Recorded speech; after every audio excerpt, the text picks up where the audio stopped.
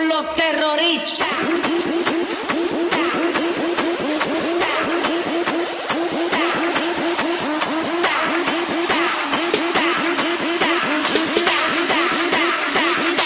And do the Harlem Shake.